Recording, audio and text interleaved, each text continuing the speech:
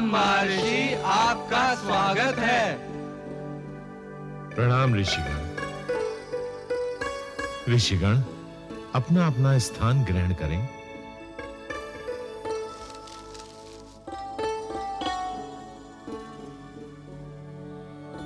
ऋषिगण, पिछली कथाओं में आप श्रवण कर चुके हैं कि गजानन गणेश के पुनः जीवन के पश्चात माता पार्वती के क्रोध को शांत करने के लिए समस्त देवताओं ने अपनी अपनी ओर से गजानन गणेश को अपनी अपनी शक्तियों से सुसज्जित किया एवं अपने वरदानों से उन्हें परिपूर्ण किया। हे परम ज्ञानी सूत जी, माता पार्वती का वात्सल्य प्रेम तो समस्त देवी देवताओं से भी आगे निकल गया। उन्होंने गजानन गणेश को द्वारपाल का सम्मान देकर हम सभी गणेश भक्तों को कृतार्थ कर दिया। ऋषियों, उससे आगे की कथा में महामुनि विश्वकर्मा गणेश जी को बताते हैं कि किस प्रकार माता लक्ष्मी ने विकट परिस्थितियों में भी उनका साथ दिया। हे महामुनि, माता लक्ष्मी और गजानन गणेश के वात्सल्य मिलन की कथा का वर्णन तो सुनते ही बनता है। माता लक्ष्मी ने पुत्र गणेश को चिरंतर काल तक अपने साथ ही पूजने का वरदान दे दिया। हे पुत्र, आज से समस्त संसार में तुम हमारे ही साथ रहोगे। जहां हम विद्यमान होंगे वहां हमारे साथ तुम भी विद्यमान होगे। अर्थात जहां लक्ष्मी होगी वहां गणेश अवश्य होंगे। वो पूजा स्थान कभी संपूर्ण नहीं होगा जहां लक्ष्मी के साथ गणेश की मूर्ति न हो। आज से समस्त संसार तुम्हें और हमें सदैव एक ही स्थान पर पाएगा। गजानन गणेश माता लक्ष्मी के मातृत्व प्रेम में ऐसे खोए कि महामुनि विश्वकर्मा, वीरभद्र व नंदी समूचे कैलाश पर उन्हें ढूंढते ढूंढते थक गए। उधर तारकासुर अपनी शक्तियों के घटते प्रभाव से चिंतित होकर दैत्य गुरु शुक्राचार्य से वाद विवाद करने लगता है, जिसका परिणाम यह होता है कि दैत्य गुरु शुक्राचार्य गजानन गणेश का विनाश करने के लिए भैरव आदि असुर शक्तियों को यज्ञ से उत्पन्न करते हैं। समस्त दिशाओं की परिक्रमा करो, जहां भी गणेश दिखाई दे उसे बंदी बनाकर हमारे समक्ष उपस्थित करो। भैरव, हमने इस यज्ञ की अग्नि से तुम्हें केवल इसलिए उत्पन्न किया है ताकि हम गणेश को समाप्त कर सकें। जाओ भैरव, जाओ और गणेश को बंदी बनाकर हमारे चरणों में डाल दो।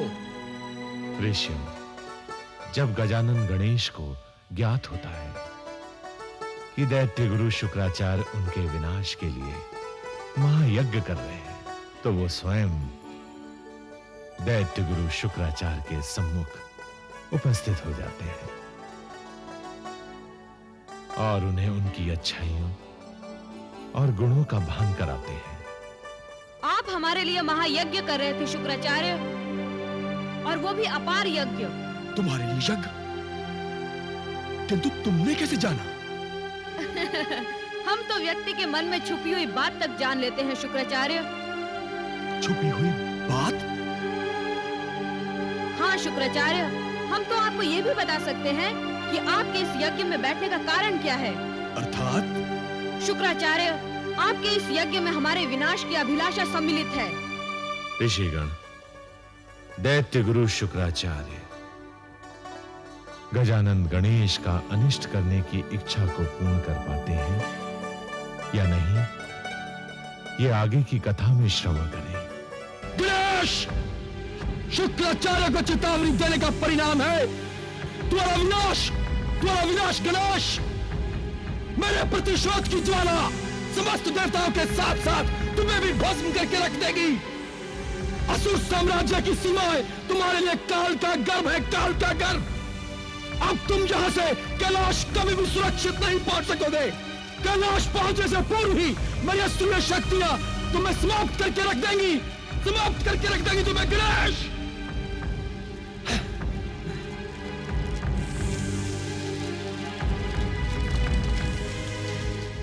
ऐं ह्रीं क्लीं चामुंडाय विचय, ऐं ह्रीं क्लीं चामुंडाय विचय, ऐं ह्रीं क्लीं चामुंडाय निश्चय।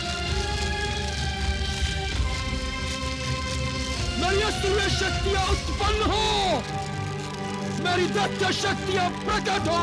उस दंड बालक को दंड देने के लिए मेरी असुर शक्तियां प्रकट हो, प्रकट हो।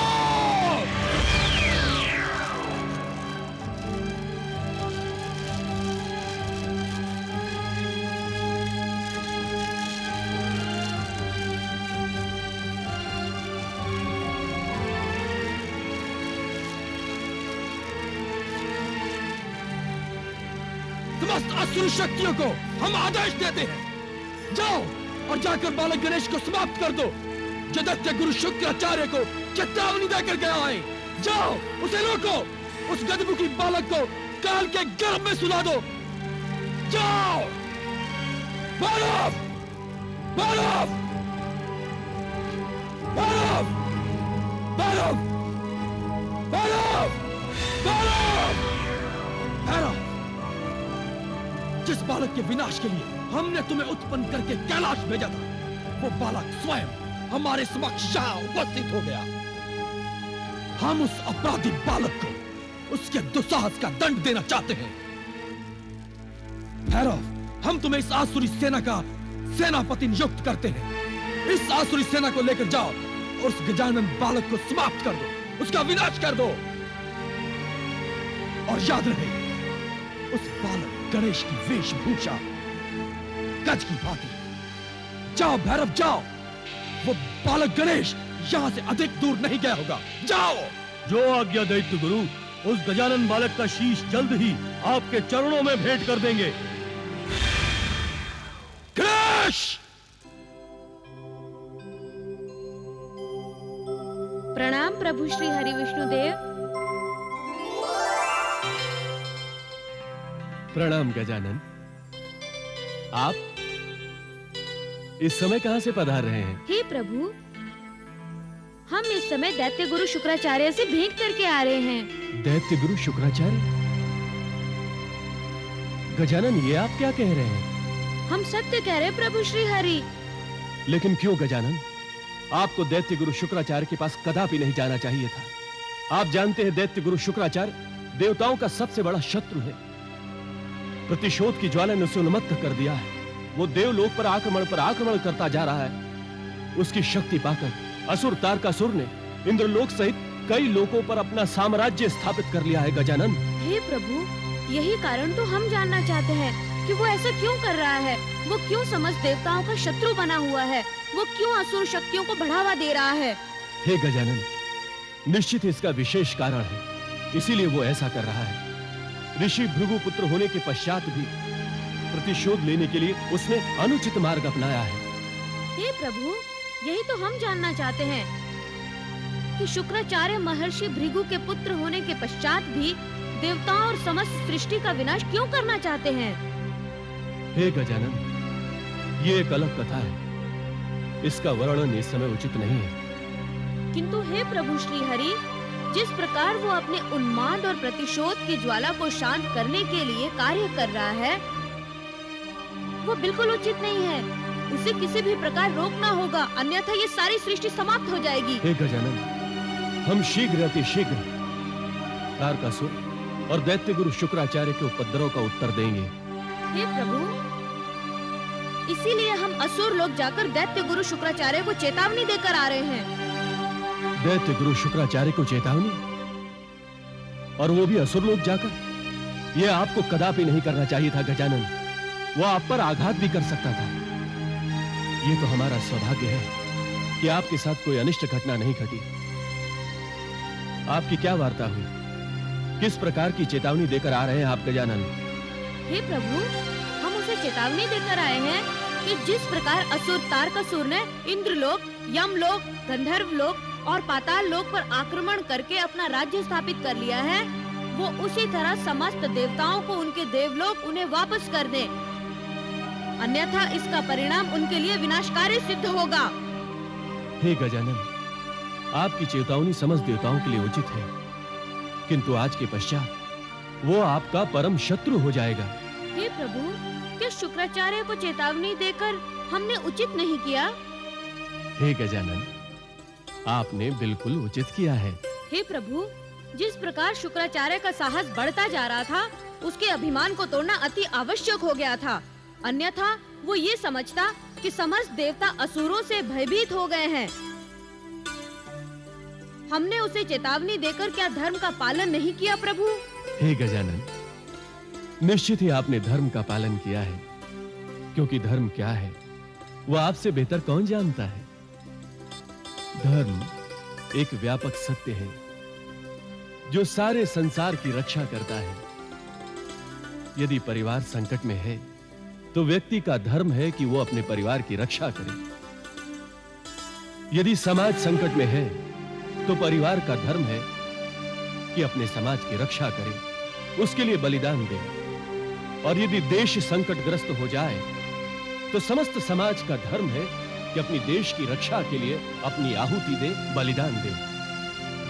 और यदि समस्त विश्व संकट में है तो सारे देश का धर्म है कि वो अपने विश्व की रक्षा करे, उसके लिए अपना बलिदान दे, आहुति दे। इसीलिए हे गजानन, आपने जो कुछ भी किया है वह आपके लिए गौरव की बात नहीं है, बल्कि धर्म के लिए गौरव की बात है। हे प्रभु, मेरा जन्म तो धर्म की सुरक्षा के लिए हुआ है, इसलिए धर्म की रक्षा करना मेरा परम धर्म होगा।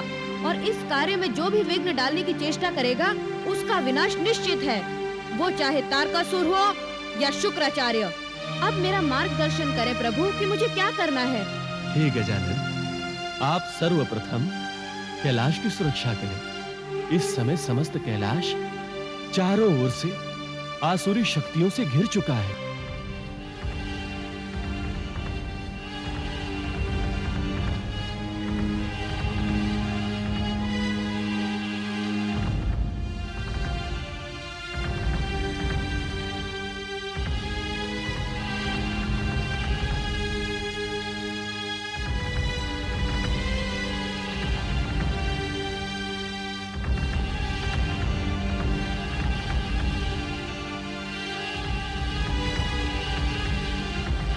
वो देखो, गणेश!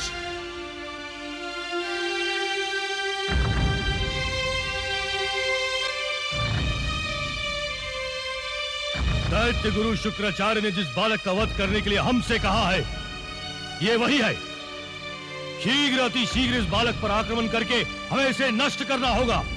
आक्रमण करो!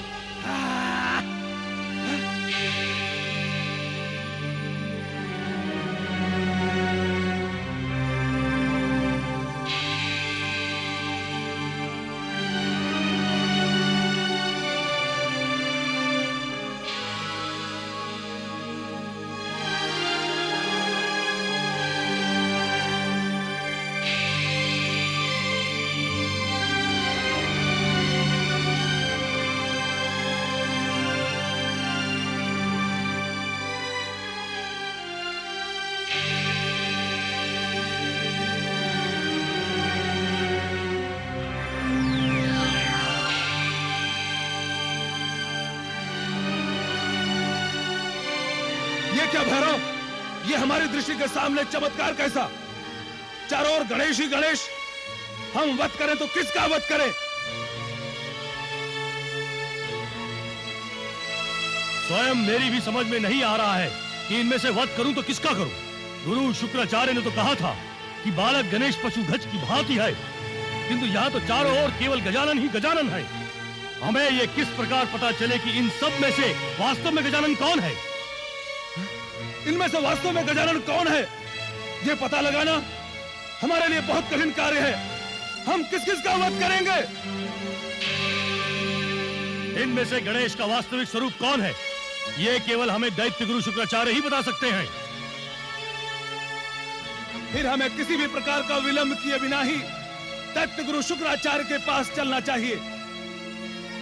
तुम बिल्कुल उचित कह रहे हो। हमें शुक्राचार्य के पास जाने में विलंब नहीं करना चाहिए, अन्यथा गणेश हमारे हाथों से बचकर निकल जाएगा। दैत्य गुरु, दैत्य गुरु, दैत्य गुरु, दैत्य गुरु! आओ मेरी असुर शक्तियों, आओ! दैत्य गुरु शुक्राचार्य तुम्हारा स्वागत करता है। हमें तुम्हारी शक्ति पर पूर्ण विश्वास था, कि तुम गणेश का वध करने के पश्चात ही हमारे समक्ष उपस्थित हो गए। हमें वो शुभ समाचार शीघ्र सुनाओ कि तुमने गणेश का वध किस प्रकार किया। अनर्थ हो गया दैत्य गुरु, अनर्थ हो गया। अनर्थ? कैसा अनर्थ भैरव? हे गुरुदेव, हमें क्षमा कर दें। हम आपके बताए हुए गजानन गणेश का वध नहीं कर सके। तुम गणेश का वध नहीं कर सके तो फिर तुम्हारी अद्भुत शक्ति का अर्थ ही क्या है भैरव? दैत्य गुरु, मेरी शक्ति निसंदेह अद्भुत है, किंतु उस बालक गणेश को समाप्त न कर पाने का कारण कुछ और है। उसे समाप्त न करने का कारण क्या है? हम इस बात का उत्तर दो भैरव, उत्तर दो। दैत्य गुरु, हम उस बालक को पहचानने में असमर्थ रहे। उस बालक को पहचानने में असमर्थ रहे? क्या हमने तुम्हें यह नहीं कहा था कि वो बालक गज का स्वरूप है, उसके शरीर पर हाथी का मुख है? क्या हमने तुमसे यह नहीं कहा था कि समस्त सृष्टि में गणेश का एक ही रूप है, समस्त संसार में उसके जैसा अन्य कोई नहीं? आप बिल्कुल उचित कह रहे हैं दैत्य गुरु, किंतु हमारे समक्ष बड़ी आश्चर्यजनक समस्या उत्पन्न हो गई। आश्चर्यजनक समस्या अर्थात? आपने तो यही कहा था दैत्य गुरु कि उस गणेश का विनाश करना है जो गजमुख है, किंतु दैत्य गुरु जब हम वहाँ पहुँचे तो हमारे समक्ष एक नहीं असंख्य गणेश थे, जिनका स्वरूप एक ही जैसा था। असंख्य गणेश? किंतु ये कैसे संभव हो सकता है भैरव? यही सत्य है दैत्य गुरु, और इसकी साक्षी असुर सेना है, जिसने अपनी दृष्टि से असंख्य गजरूपी गणेश को देखा है। तत्पश्चात क्या हुआ? क्या तुमने गणेश का वध नहीं किया? दैत्य गुरु, हम वध करते तो किसका करते? वहाँ तो सबका रूप एक ही जैसा था। हमें इस बात का पता भी नहीं चला कि उनमें से गणेश का वास्तविक रूप कौन है। अब कृपा करके आप ही बताइए कि उनमें से मुख्य गणेश कौन है, हम किसका वध करें? अर्थात एक बार फिर गणेश हमारे हाथों से बचकर निकल गया। आदेश दीजिए दैत्य गुरु, हम क्या करें? गजमुख गणेश को हम कहाँ खोजे? बताइए, वो कहाँ गया होगा? निश्चित ही गणेश कैलाश पर गया होगा। भैरव, तुम समस्त असुर सेना को लेकर जाओ और कैलाश का विनाश कर दो। जो आज्ञा गुरुदेव। गणेश! शुक्राचार्य को चेतावनी देने का परिणाम अब समस्त कैलाश वासियों को भुगतना होगा।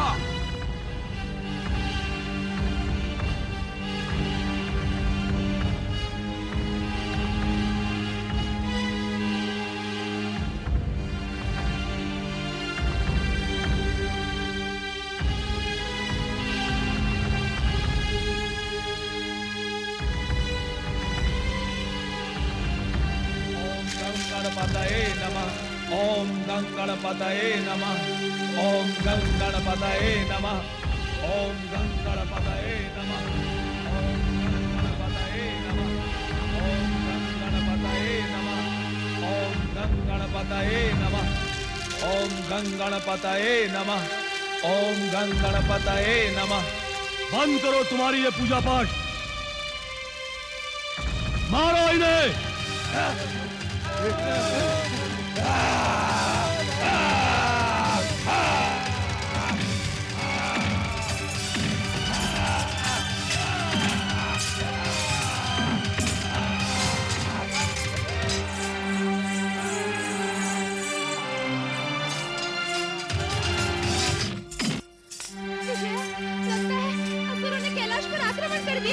हाँ जया, हमें ये सूचना जाकर गौरी नंदन को अतिशीघ्र देनी चाहिए। हाँ चलो।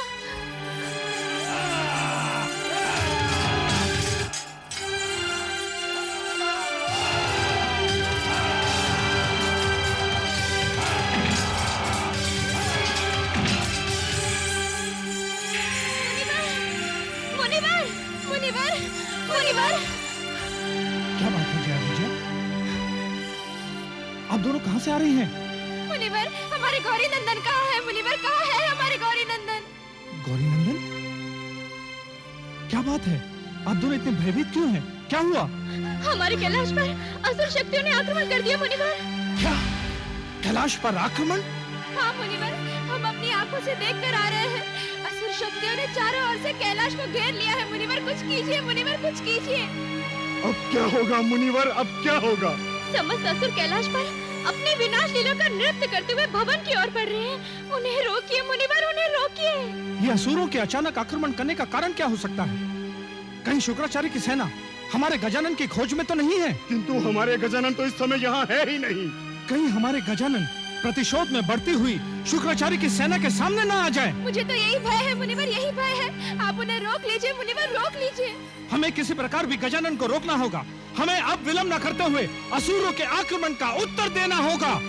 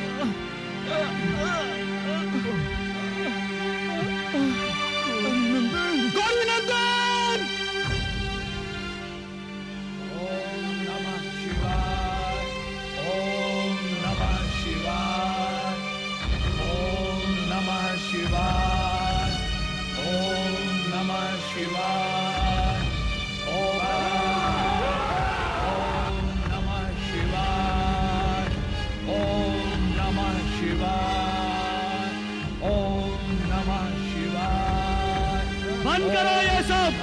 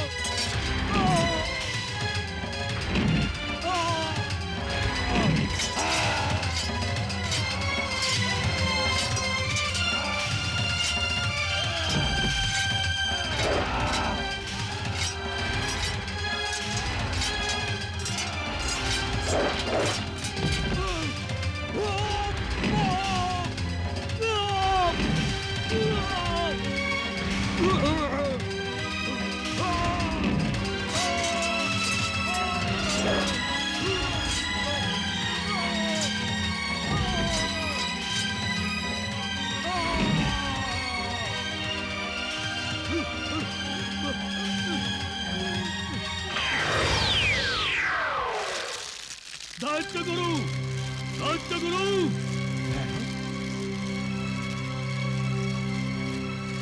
दैत्य गुरु, ये तुम्हें क्या हुआ है? तुम्हारी ये दुर्दशा कैसे हुई? और हमारी असुर सेना कहाँ है? समस्त असुर सेना का विनाश हो गया दैत्य गुरु। विनाश? हाँ दैत्य गुरु, समस्त सेना का विनाश हो गया। गणेश ने सारे असुरों का वध कर दिया, कोई शेष नहीं बचा। चिंता की कोई आवश्यकता नहीं है भैरव। यदि गणेश ने हमारी एक सेना को नष्ट किया है तो मैं अपने तपोबल की शक्ति द्वारा दूसरी सेना उत्पन्न करूंगा। तुम उस सेना के साथ कैलाश पर दोबारा आक्रमण करो और गणेश को बंदी बनाकर हमारे समक्ष ले आओ। उसकी उदंडता का दंड हम देंगे। दैत्य गुरु शुक्राचार्य, दंड के अधिकारी तो आप हैं दैत्य गुरु। किंतु मैं एक बार फिर आपको सावधान करने आया हूँ कि अकारण ही सृष्टि के प्राणियों का विनाश मत कीजिए, अन्यथा आपको अपने विनाश से कोई नहीं बचा सकता। किस किस का विनाश करोगे गणेश? किस किस का? एक बात सदैव स्मरण रखना, जब तक मैं देवताओं के साम्राज्य को समाप्त नहीं कर देता, नष्ट भ्रष्ट नहीं कर देता, तब तक मैं चैन से बैठने वाला नहीं हूँ। अभी देवताओं ने मेरी शक्ति देखी ही कहा। प्रतिदिन प्रतिपल इसी प्रकार एक असुर सेना प्रकट होती रहेगी जो सृष्टि पर उपद्रव मचाती रहेगी। गणेश, ये केवल आपका भ्रम है शुक्राचार्य। आपका ये प्रण सफल नहीं होने दिया जाएगा। समस्त सृष्टि की सुरक्षा मेरा परम धर्म है और मैं अपने धर्म की सुरक्षा करते हुए आपको कोई अनुचित कार्य नहीं करने दूंगा। अनुचित कार्य? गणेश, ना तो मैं कोई अनुचित कार्य कर रहा हूँ और ना ही मैंने कोई अनुचित कार्य किया है। और यदि किसी ने अनुचित कार्य किया है तो वो किया है तुम्हारे विष्णुदेव ने। एक पुत्र की माता के शरीर को टुकड़ों में बांट देना, क्या ये अनुचित कार्य नहीं है? एक पुत्र के पिता को स्थानुताप के लिए विवश कर देना, क्या यह अनुचित कार्य नहीं है? और यदि तुमने अपनी दृष्टि से अपनी माता के शरीर को टुकड़ों में बटे हुए देखा होता तो शायद आज तुम भी वही कर रहे होते जो मैं कर रहा हूँ। आपने माता के साथ हुआ अत्याचार तो देखा दैत्य गुरु, किंतु पिता पर विष्णुदेव की कृपा नहीं देखी। विष्णुदेव हम पर क्या कृपा करेंगे? मेरे पिता श्री भृगुदेव का स्थान तो सर्वश्रेष्ठ है ही, इसमें विष्णु की क्या कृपा है? शुक्राचार्य, ऋषि होने के नाते आप अपनी शक्ति का प्रयोग अनुचित ढंग से कर रहे हैं। यदि आप ऐसा ही करते रहे तो एक दिन आपकी सारी शक्ति समाप्त हो जाएगी और आप केवल साधारण व्यक्ति बनकर रह जाएंगे। आपके पास अब भी समय है, स्वयं को बदल डालिए। अब ये कदापि नहीं होगा गणेश। मैं विष्णु और अन्य देवताओं को कभी क्षमा नहीं करूंगा। मैं जानता हूँ कि शिव का वो पुत्र जो पार्वती के गर्भ से पैदा होगा वो तारकासुर का काल होगा, अन्य कोई नहीं। किंतु मैं ऐसा कदापि नहीं होने दूंगा, कदापि नहीं। शुक्राचार्य, आपके इन्हीं तुच्छ कर्मों और विचारों के कारण आप मात्र दैत्य गुरु बनकर रह गए, अन्यथा आप देवताओं में सर्वोच्च पद पर भी आसीन हो सकते थे। ये सारी सृष्टि आपकी इच्छा अनिच्छा से नहीं चलती, ये चलती है विधि के विधान से, और इस विधि के विधान को आप कभी बदल नहीं सकते।